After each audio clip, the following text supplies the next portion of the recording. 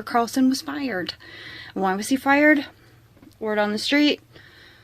Has something to do with January 6th coverage. Maybe, you know, showing that the January 6th committee was full of bullhunky and lying about Jacob Chansley, the Q shaman guy, along with so many other people that are still paying for January 6th, for trespassing, for mild rioting, I don't know, peacefully protesting, right? Mostly peaceful protesting. Pretty sure the left said that, and they got away with that, mostly peaceful protesting, even though they were burning cities to the ground and killing people. But hey, you know what? It's MAGA, so they gotta be worse, right? MAGA means mega trouble. MAGA, mega trouble. Definitely in the middle of a smear campaign for Tucker Carlson. All these different things are coming out. It's weird because the left wants to say, oh, well, I bet it has a lot to do with that crazy lawsuit, Dominion lawsuit, where Fox paid $700+ million to what?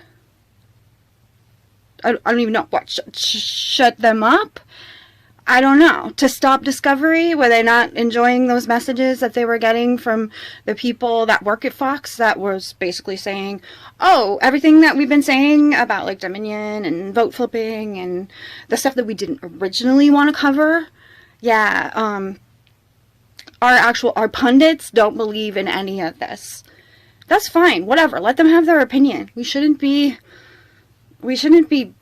punishing people for having a different opinion than what their personality says on air. As long as you know. They're pundits. They're not reporters. Tucker Carlson was like right on the line. Why? Because he comes from a journalism background. I think his dad was like a reporter of some sort. So Tucker's cut from a different cloth than some of these personalities. And I think like losing his advertisers and everything that he's been through, I think it woke him up a little bit. Tucker maybe used to be neocon. Probably was for the Iraq War and Afghanistan War and all of that. It's never too late to change your mind on war. Being anti-war. But Tucker doesn't seem to be a neoconservative anymore. Because he's actually reporting on what's going on in Ukraine.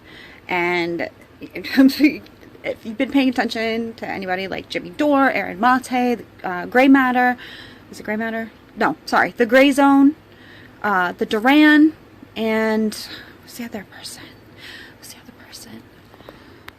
Max Blumenthal. Sorry, Max Blumenthal.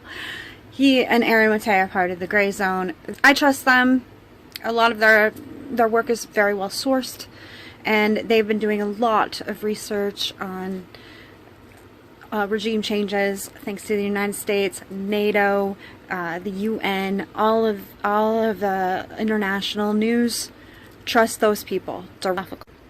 Tucker Carlson is not the same as Jimmy Dore, but he did have Jimmy Dore on his show. I think he's had Aaron Mate on his show. He's had Tim Pool on his show. The variety of personalities that Tucker showcased in the last couple of years made me feel good. I don't like Fox. Hardly ever watch Fox, especially after the 2020 election. I was like, yeah, you're going to call Arizona early. Yeah, I've been hearing things about the Murdoch family being rather liberal, as well as neoliberal neocons. Yay, neos, just yay. I've been hearing that they were not happy with Tucker for quite a while now, so now we don't have a Tucker. This all reminds me of the Buffy the Vampire Slayer song. If you guys ever saw the musical for Buffy the Vampire Slayer, just think, for Tucker Carlson anyway, where do we go from here? Where do we go from here? It's where does he go? Now, the question is, Does he have the golden handcuffs on? Did Fox keep golden handcuffs on Tucker so he has to keep his mouth shut? Is that a possibility? I hope not. Tim Pool, when he worked for Disney and Fusion, and he didn't do what they wanted him to do, which is lie and give leftist biased media, give the audience what they want, essentially. He didn't want to do that because he didn't want to lie. So they fired him, but not really. You know what I mean? Like, you could be fired, but you're under contract still. And you're not allowed to, like, start your own thing while you're under contract. We call that golden handcuffs. And I really hope that that's not the case with Tucker Carlson. Because we need you, Tucker. We need you. Just like we need James O'Keefe. And thank God, James O'Keefe is back. He's got a new Project Veritas, except it's not Project Veritas. I'm trying to remember what. Oh, it's OMG. That's the initials for it. O'Keefe Media Group or something. I know the acronym is OMG because I was like, oh, that's really easy to remember. So thank God we have James doing this, and Tucker, I hope he doesn't have the golden handcuffs on because we need him reporting. They were threatened by his January 6th coverage. But I think what really did it, what really might have been the nail in the coffin, was Tucker reporting on Big Pharma. On Friday, he talked about how Big Pharma sponsors like 70% of the news. That's crazy, but it's true. So, Big Pharma is a big sponsor of mainstream media news propaganda. They did not like Tucker saying that. So they probably put in a word with the higher-ups, the Murdochs.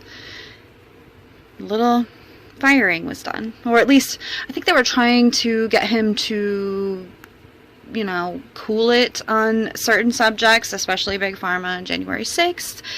So they told him that, and then Tucker was just like, no, I'm not doing that. Like, I don't have these sponsors anymore. You guys have already threatened me as much as you possibly can. I am the highest rated news host in mainstream media. What are you going to do? Well, I guess they're going to part ways. And that's Fox's loss. And I'm not sad about that. See ya, Fox. I hope you become irrelevant. I hope all of the mainstream media that we have becomes irrelevant. And it becomes about independent journalism, citizen journalism. Because I think that that is where integrity is. It's no longer, oh, I have my degree, I went to this fancy college just for journalism, and my credentials will get me to where I go.